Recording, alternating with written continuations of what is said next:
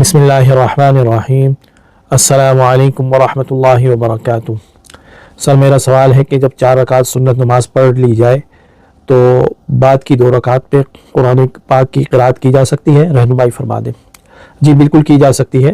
اور یاد رکھیں نماز جو ہے اس میں نہ ہم اضافہ کر سکتے ہیں نہ کمی کر سکتے ہیں، کیونکہ صحیح بخاری کی حدیث ہے، رسول اللہ صلی اللہ علیہ وسلم نے فرمایا صلو کما رأیتمونی اصلی، کہ نماز کو اس طرح پڑھو جس طرح تم نے مجھے پڑھتے ہوئے دیکھا ہے۔ تو خود رسول اللہ صلی اللہ علیہ وسلم کا یہی معمول تھا کہ صحیح بخاری کی حدیث ہے، حدیث نمبر 759، اور صحیح مسلم کی حدیث ہے، حدیث نمبر 451۔ سیدنا ابو قتادہ رضی اللہ عنہ سے روایت ہے کہ رسول اللہ صلی اللہ علیہ وسلم جو ہے پہلی 2 رکعت کے اندر جو ہے سورہ فاتحہ پڑھتے تھے، اور اس کے ساتھ کوئی اور سورت ملا کے پڑھتے تھے، اور جبکہ آخری 2 رکعت میں صرف سورہ فاتحہ پڑھتے تھے، ٹھیک ہے۔ اور ایک حدیث آتی ہے صحیح مسلم کے اندر ہے، اور وہ بھی حدیث صحیح ہے، ابو سعید خدری رضی اللہ عنہ سے روایت ہے کہ رسول اللہ صلی اللہ علیہ وسلم جو ہے انہوں نے ظہر کی نماز پڑھی رسول اللہ صلی اللہ علیہ وسلم کے ساتھ جو ہے، اور انہوں نے بتایا کہ رسول صلی اللہ علیہ وسلم نے 30 آیات کے قریب جو ہے پہلی 2 رکعتوں میں پڑھی، اور آخر کی 2 رکعت میں اس کا آدھا یعنی 15 آیات جو ہے وہ تلاوت فرمائی۔ تو اس حدیث سے جو ہے علماء نے استدلال کیا ہے کہ جو ہے نماز کے اندر آخری 2 رکعت کے اندر جو ہے اگر کوئی کچھ اور پڑھنا چاہے اور اسے وقت ملتا ہے تو وہ پڑھ سکتا ہے، اور اگر آپ اکیلے میں نماز پڑھ رہے ہیں سنتے ہیں یا فرائض، ٹھیک ہے، تو آپ اگر کچھ پڑھنا چاہیں تو پڑھ سکتے ہیں، لیکن اس کو اپنا معمول نہ بنائے، جیسا کہ امام ابن القیم رحمہ اللہ نے زاد المعاد میں بتایا کہ یہ دونوں حدیثیں صحیح ہیں، لیکن رسول اللہ صلی اللہ علیہ وسلم کا زیادہ تر جو عمل تھا وہ یہ تھا کہ وہ آخری 2 رکعت میں صرف سورہ فاتحہ پڑھتے تھے۔ لیکن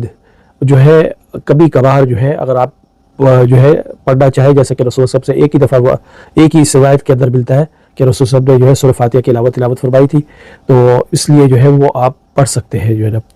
اور دوسری بات یہ ہے کہ رسول اللہ صلی اللہ علیہ وسلم کا جو زیادہ تر جو ہے موقف ہے، اور اسی طرح ائمہ 4 کا، اور اسی طرح جو صحابہ کے اکابر تھے، عمر رضی اللہ عنہ، علی رضی اللہ عنہ، جابر رضی اللہ عنہ، ام المؤمنین عائشہ رضی اللہ عنہ، عبداللہ ابن مسعود رضی اللہ عنہ، تو ان سب کا جو عمل تھا وہ یہی تھا کہ وہ آخری 2 رکعت میں صرف سورہ فاتحہ پڑھتے تھے، اور اسی کے اوپر جو ہے وہ اتفاق کیا کرتے تھے جو ہے نا۔ لیکن ہمیں ایک اور روایت ملتی ہے جس کے اندر جو ہے تابعی عبداللہ الصنابحی بیان کرتے ہیں کہ میں نے سیدنا ابو بکر صدیق رضی اللہ عنہ کے ساتھ جو ہے مغرب کی نماز پڑھی، اور نماز کے اندر جو ہے انہوں نے پہلی 2 رکعت میں سورہ فاتحہ پڑھی، اور اس کے ساتھ ایک چھوٹی سی سورت پڑھی، اور اس کے بعد جو ہے آخری رکعت کے اندر جو ہے میں ان کے ساتھ اس طرح مل کے کھڑا ہو گیا کہ میرے کپڑے ان کے کپڑوں سے ٹچ ہو رہے تھے، اور میں نے دیکھنا چاہا کہ وہ کیا پڑھ رہے ہیں، تو انہوں نے صرف سورہ فاتحہ پڑھی، اور اس کے بعد جو ہے سورہ آل عمران کی آیت نمبر 8 پڑھی، جس میں جو ہے وہ دعائیہ کلمات ہیں، ربنا لا تزغ قلوبنا بعد إذ هديتنا وهب لنا من لدنك رحمة، اے ہمارے رب ہدایت دینے کے بعد ہمارے دلوں کو پھر زنگ نہ لگنے دینا، اور ہمیں اپنی رحمت جو ہے وہ عطا فرمانا۔ تو یہ دعائیہ کلمات ہیں، یہ آیت انہوں نے تلاوت فرمائی تھی جو ہے۔